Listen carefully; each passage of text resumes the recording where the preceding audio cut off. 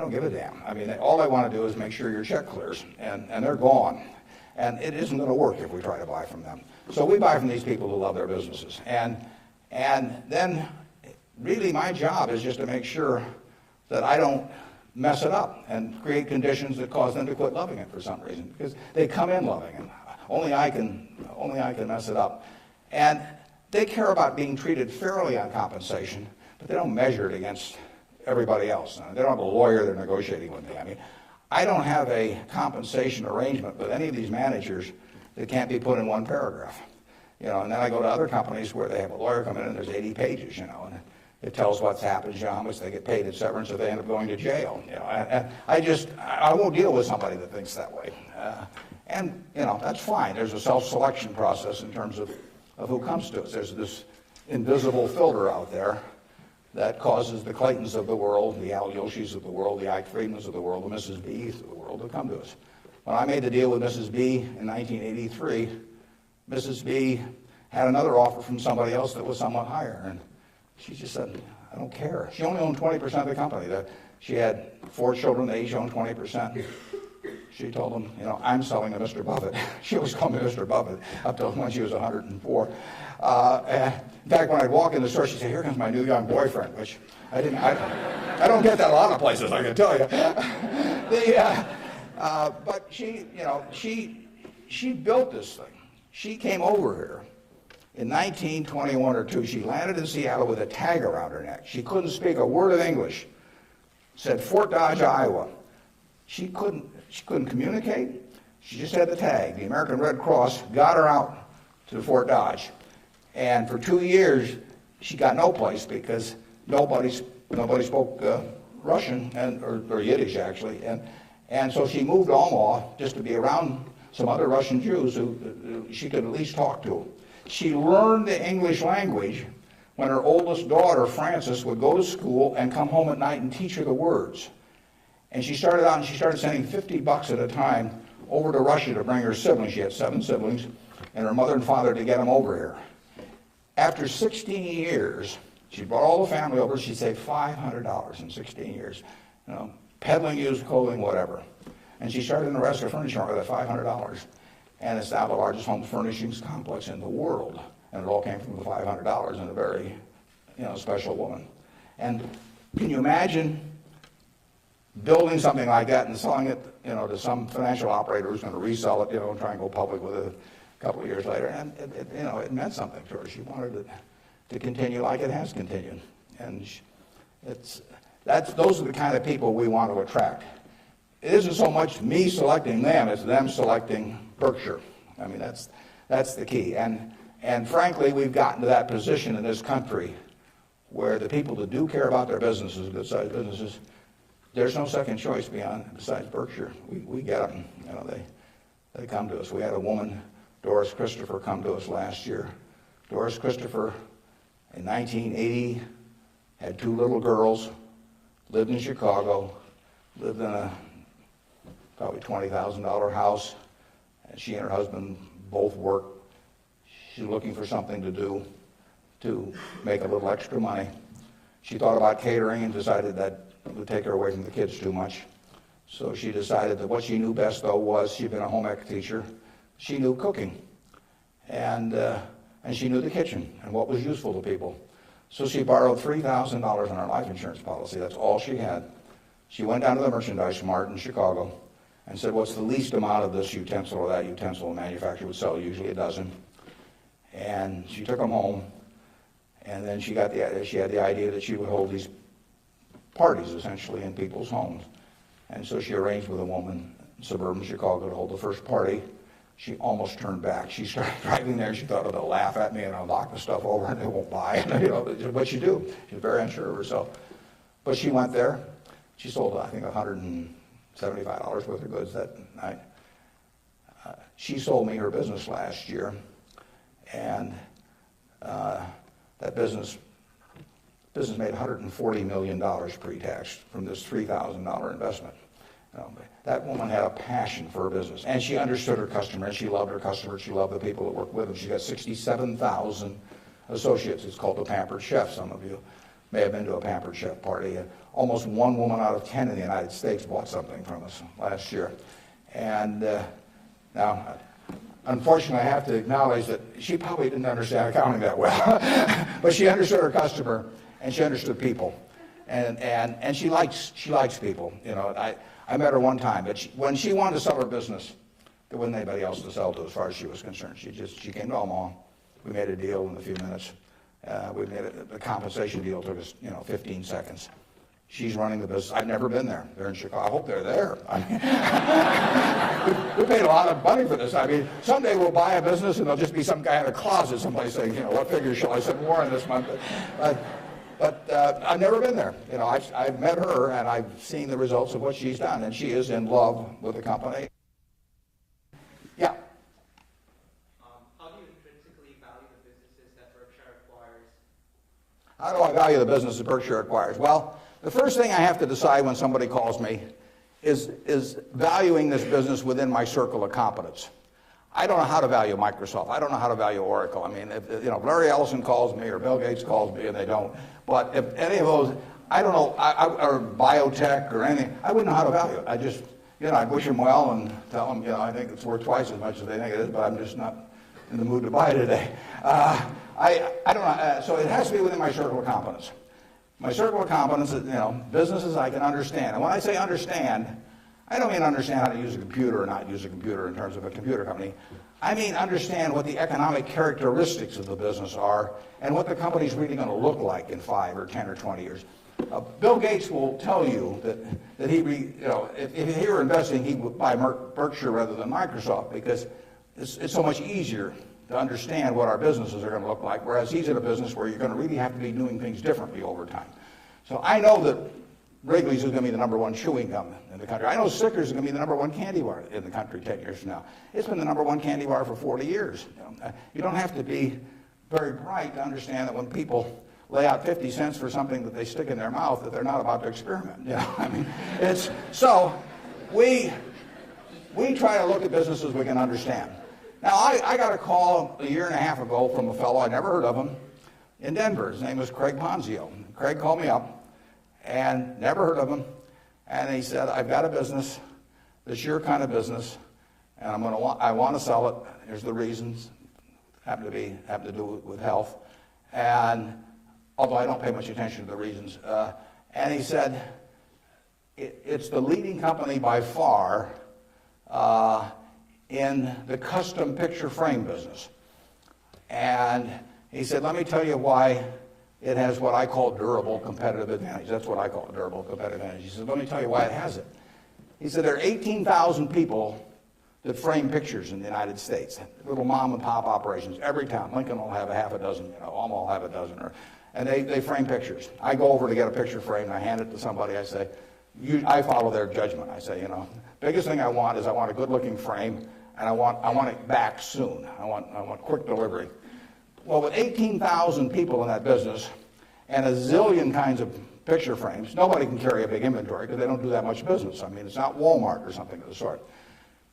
Craig Ponzio graduated from a little school up in Wisconsin, went to work in a tiny little firm that made these things. 5 or 6 years later, bought the place when it was doing $3 million a year. Now does $300 million a year, and it totally dominates the wooden custom frame business. Why does it dominate it? It dominates it because it calls on these 18,000 people. It has a sales force calling on them 6 or 8 times a year, and it has 22 plants around the country that can get the frame that the custom framer orders 85% of the time. If they order it by 5 o'clock today, they'll have it by 3 o'clock tomorrow afternoon. Now, think of that coverage. That's what the customer wants. They don't care whether they pay $83 or $88 to get the thing framed. You've got something you want done, and you want it done fast. And that little custom framer, those 18,000 people, they want happy customers, and that means speed of delivery and certainty and all that. You couldn't build a distribution system to compete with us. I mean, just think of trying to build a distribution system starting from scratch that would take that business away from us. It can't be done. Well, Craig explained that to me in about 15 minutes.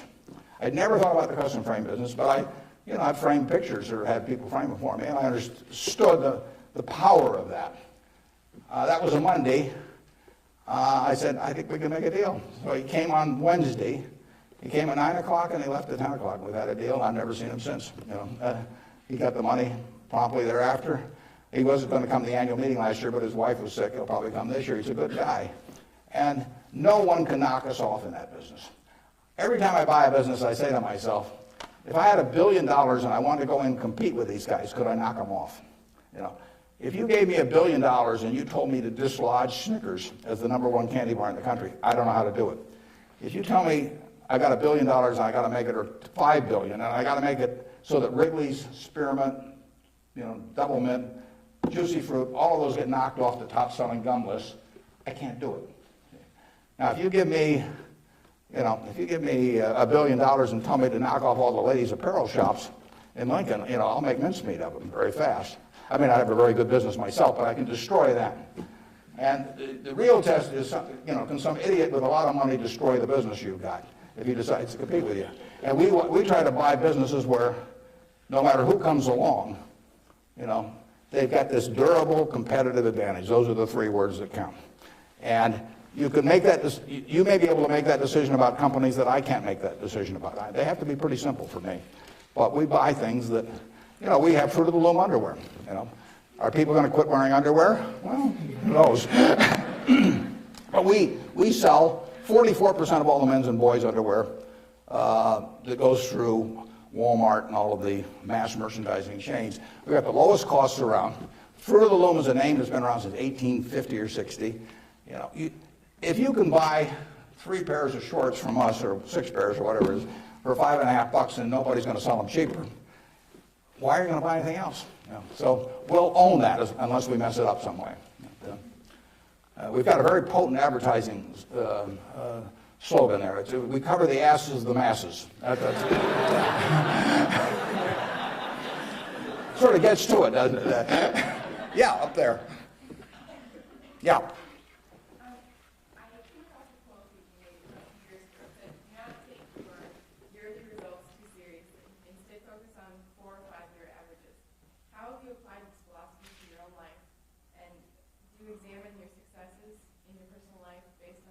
Could you repeat that just a little louder? I think I got most of it, but try me again. Okay. I'm going off your quote that says, do not take yearly results too seriously. Yeah. Instead, focus on 4 or 5-year averages. How have you applied this philosophy to your own life? Okay, yeah, the question is, since I say 1 or 2 years doesn't make much difference in business, but longer term does, how do I apply that in my life? Well, I could probably give you some terribly philosophical answer on it, but the truth is, I get up every day and just do what I love doing, and I want people around me to have good experiences, but the truth is, I don't spend most of my time thinking about that. I mean, I spend most of my time thinking about what can I do to keep Berkshire going the way it has gone. But I will tell you how to apply that, and it works reasonably well, I think, at Berkshire, because we get this self-selection of people to join in. I mean, we have created a working environment where in 38 years nobody's left that runs it. So I do feel good about that, obviously. I feel good about the results of the investors and, the Hoffners and those people. I mean, actually, I think a fellow may write a book about what's happened with all the money that all these different people have made in Berkshire. But I'll tell you the test on that, and it's a terrific question, because you will, when you get to my age, you will not measure how well you've done by how much money you've got. I can guarantee you that. You'll all do fine on money anyway. I mean, think about it. 7 hours a day, you're in a bed. You got exactly the same mattress I've got. If you don't, we'll sell it to you at the furniture mart. We're on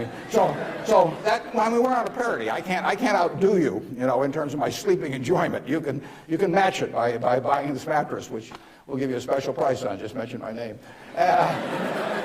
We eat at the same places, We eat at Dairy Queen, particularly if you're in my position because we own it. But we eat at McDonald's and Burger King, and when I leave here, I'll stop by a fast food place. So our eating experiences are the same.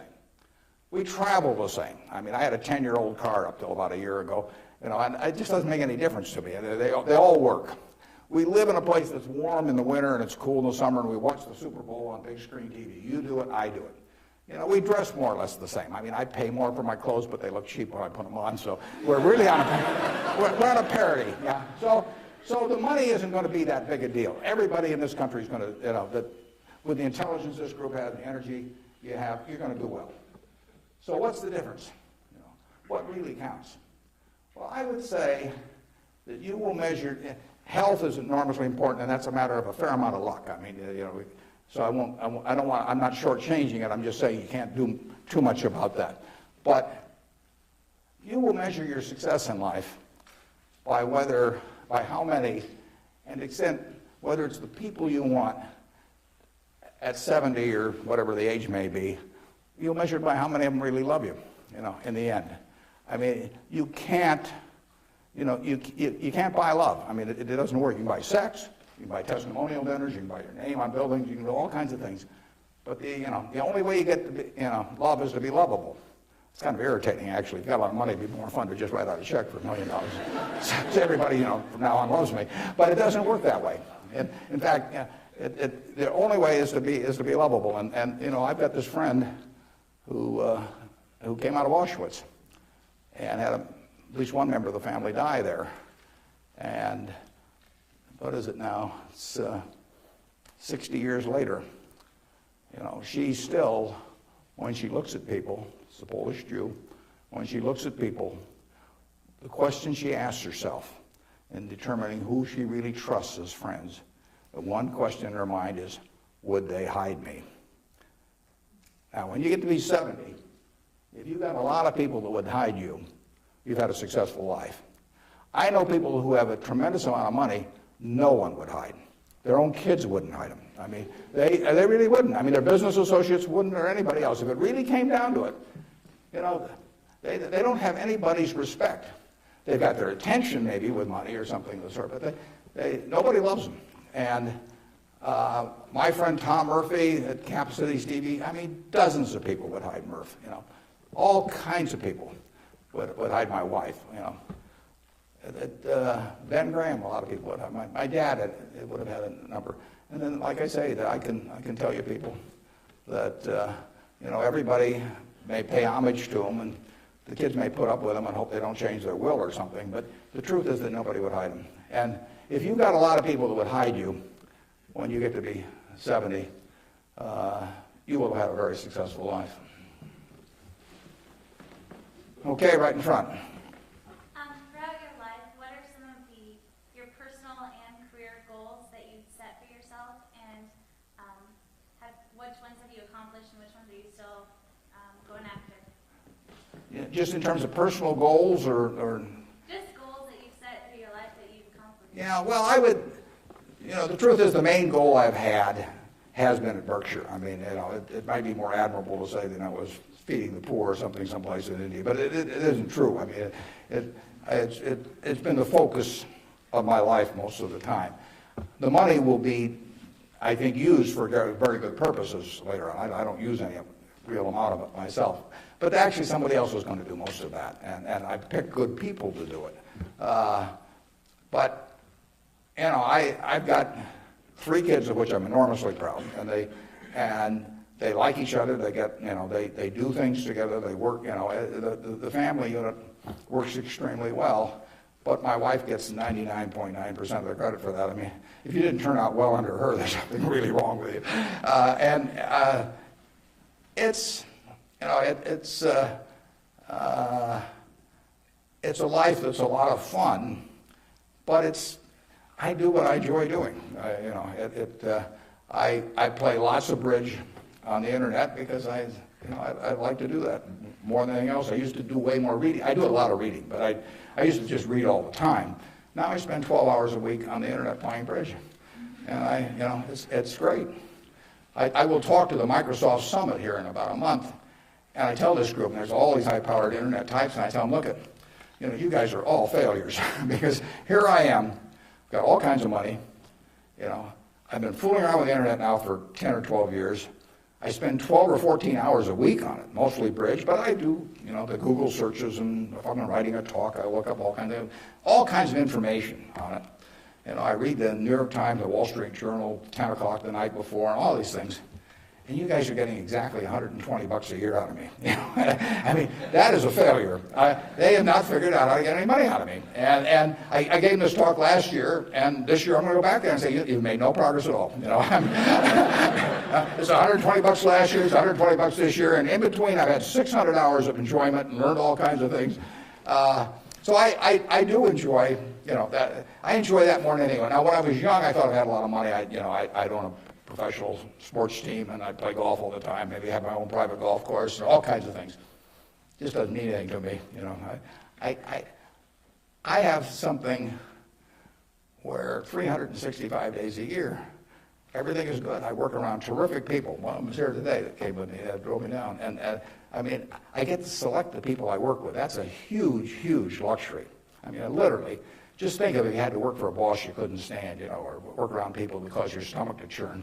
It'd be miserable. So the ultimate luxury really is doing something every day that you love doing with people that you love doing it with. And I've got that, by accident to some extent. I say if you take on a job just to make a lot of money and it causes your stomach to churn, and you go home at night and kick the dog and all that sort of thing, that's a little bit like marrying for money. It's probably a bad idea under any circumstances, but if you're already rich, it's crazy, right? I mean, if I marry for money, I would have my head examined. And what's it going to do? And so it is, and we're lucky in this country. I mean, we won what I call the ovarian lottery when we were born in this country. It's 4 times or likely you would have been born in China, just about as likely you've been born in Bangladesh. You're born in the greatest society in the world, so make the most of it and have a good time. Let's see, who's had, okay, up there. You two guys are next to each other, you can fight it out. What has, whether it be professionally or personally, kept you and your business in Omaha or in the state of Nebraska? Well, that's a good question. Why do I stay in Omaha? Well, I love it. And, my grandfather went to Central High, my dad went there, my wife went there, my kids went there, and now my grandchildren are there. My grandchildren say they have the same teacher that my grandfather had. But there's continuity, there's friends, there's all kinds of things. I mean, there's no disadvantage to being in Omaha. I mean, I like New York when I'm there. I've got a house in California, and I get around some, but I can't imagine anything better. I mean, what doesn't it have? I have a home. I've never sold a house in my life. I have a home I moved into in 1958, so I've been there, 45 years or so. I'm 5 minutes from the office. I moved into the office in 1962. I've been in there 41 years. We've just gotten so we take a whole floor. It's taken us 41 years to where we can use a whole floor. Kind of discouraging. But there I am, 5 minutes from the office. Everything's easy, and it all works. I know I've known the doctors all my life. I've known everybody. I feel connected. My aunt taught in the public school system in Omaha. I've named a scholar prize that I give after her. But I mean, it all means something. And I've lived in New York for a couple of years. I've lived in Washington, D.C. for some years. I never felt that kind of connection at all. So, and there's absolutely no disadvantage. I get the same information. Actually, with the internet and Bloomberg and all of that, no one can get any information any faster than I can get it. And there's just no downside. And I think it's been a terrific environment for my kids to grow up in. I mean, my kids have grown up in a neighborhood, perfectly normal neighborhood. I mean, no fences around it, no golden ghettos or anything of the sort. They've gone to an integrated public school. School has probably had between 20 and 30% black students for 75 years. They have great teachers. I mean, I think that, part of education is a total life experience. And I think it's great that we have a good public school system in Omaha. I mean, if I lived in Washington or Los Angeles or New York, I'd have to send my kids to private school. I wouldn't want to do that. I'd do it because I wouldn't send them to a vastly inferior school just to prove some point. But the nice thing about it is I haven't had to make that choice in Omaha. I've got classy public schools, the same kind I went to 50 or 60 years ago. And they get more out of that experience, in my view. They have a better balanced view of life going through that experience than if I sent them off to some private school. I was with, actually, last week, there were 6 couples Bill and Melinda Gates arranged it, and they had the headmaster of a private school in Seattle that Bill went to, and it's a classy school. But, you know, if you're, I gather from in terms of the public school system, that you're making a conscious decision to hurt your kid if you don't send them to a private school if you can afford one, you know, and that's why these people do it. And I don't blame them. I mean, I do the same thing. But the nice thing about it is that Omaha, and I'm sure Lincoln as well, and throughout Nebraska, we have kept a good public school system. And frankly, I think that's one of the most important things in America, because one of the things has made America what it is. Think about it. 1776, 3 million people in America, 300 million people in China. They had 100 times as many people. They had the same IQs we had. You know, they had the same physical abilities and all that sort of thing. They had a culture that went far back. They had lots of natural resources. We didn't know about it then because we didn't have oil and they didn't have oil, but we both had oil in the end. Coal, all these things, you know. Educational institutions that far surpassed ours at the time. And now we end up, you know, 230 years later, we end up with, I don't know, 36 or 7% of the world's GDP, you know, from those 3 million people. Something about this system really works. Now, I think one of the things that works about it is we come closer to equality of opportunity than any major country in the world. But one of the keys to having equal opportunity is a good public school system. You know, if you have one public school system for the rich and one for the poor, you do not have equality of opportunity. It's really one of the top things on my list. And when I got asked about, you know, what you can do with money, I think that anything that creates equality of opportunity, right from the word go, I'm talking about from when you're 5 years old, and actually my daughter's working on something that goes back before that, but anything that creates equality of opportunity is what's going to keep, you know, America the kind of America that we have now. It's vital, and there's nothing more important than that than having a first-class public school system. And unfortunately, the communities where they've lost it don't get it back. I say that an outstanding